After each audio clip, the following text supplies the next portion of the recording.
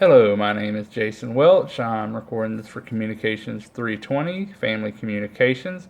We're going to talk about relational currencies being used in my family and by my friends, how they're used, and which family members or friends are using them. In the book, there's a long list of relational currencies to choose from. I'm going to touch on most of them, not all of them. The very first one is positive verbal statement, which is everyone in my family uses it. I think a lot of families use it. It has to be positive in nature. You can't bring anybody down with a positive verbal statement. Um, my wife, myself, my kids, we always tell each other that we love each other, and that is a very positive verbal statement that relays how I feel to them and their feelings to me. My wife, since we've gotten married, has had a weight issue, or she gained a weight issue, and I always ensure to tell her that she's beautiful. She doesn't think she is. I think she's beautiful to me and my family, so I make sure I tell her. My son recently graduated high school. He struggled all the time through elementary, middle, and high school to get through school. He just has a hard time with it, and I made very sure that I told him I was proud of him when he graduated high school. Um, the next relational currency we'll talk about is self-disclosure. Um, I'm not very good at self-disclosure, but I've done it before.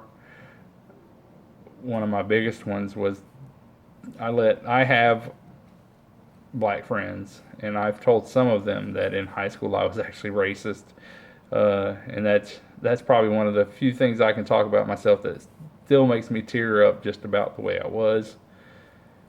But it was how I was brought up, but it changed when shortly after I graduated high school. Um, and I guess on the flip side of that, and when I went in the Navy, my roommate, who became my very best friend, was a black fellow, and took a couple of years after the Navy before he finally did some self-disclosure to me, and also told me that he was a homosexual. So I have a homosexual black friend, and he was scared to tell me because he thought it would lose his friendship, but something that was his self-disclosure to me and it let me know that he actually cared about me and that I knew that he trusted me with that, and he still hasn't come out to a lot of people yet, but I know it. The next relational currency is listening. This one I have to train myself at. I listen, but when I'm listening, I also want to go ahead and solve the problem because I like to solve problems, and I had to train myself, especially when I'm dealing with my wife, not to solve the problem. When she's talking to me, she just wants me to listen and be a shoulder to cry on, and that was a skill I had to learn because I didn't know it at the time, and I've gotten pretty good at it now. I can listen without trying to solve every issue she has. She just wants to tell me about them and vent. Um, the next relational currency I'm going to talk about is touch. My family, we hug. We hug and kiss goodbye, hello. I have one family member that won't. She only shakes your hand. If you get a hug out of her, it's a special occasion and she's really letting you know how she feels then. And that's humorous to us because she just likes to shake your hand. She's not big into emotions. I have a man at my church. His name's Bobby, and he is going to hug you. He is a hugger, and he's trying to let you know that he cares and he's there for you, and he is glad you're there, or glad anytime I see him. I've seen him in restaurant stores. He's coming up to hug your neck, no matter what. And that's a relational currency of a friend. He comes up and hugs you and lets you know that he cares and loves you. The next relational currency struck me as funny, but I get it. And it's aggression. You can have aggression as a relational currency. Now, this is me to a T. I'm very sarcastic when I talk to you if I like you. If I don't know you or I don't have those emotions or feeling for you yet, I'm just going to be normal and you'll think I'm a normal person. In the book, it tells you that the receiving party has to understand that that's your form of relational currency. By doing that, you actually care for them and are trying to show that you care for them. And my family knows it. When my family knows that I'm mad with them or I'm upset with them or something's wrong when I'm not being sarcastic or picking on them.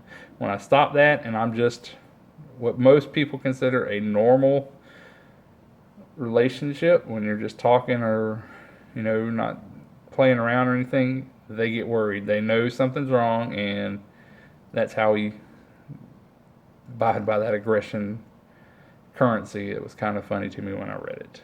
I'm gonna hit on a few more because I'm running out of time. Food can be a currency. My wife definitely likes to show you she loves you by cooking for you. She's always the dessert lady when we go to family events or church events or anything like that. So cooking is a currency. And we'll hit on one more. Time together. Time together is just recent to me because, like I said, my son graduated early this year. He just got back. Him and his nephew both graduated, or him and my nephew both graduated this year, and they just got back from their graduation trip with their aunties. She takes all the graduates on a special trip that they get to pick where they're going and what they're doing, and that's how she shows them that relational currency, that love, that relational currency. I had friends come visit me for the graduation to show me that they loved me and my son, and that was a time together relational currency. I'm gonna wrap it up because I'm starting to hit the time limit. Everyone have a nice night.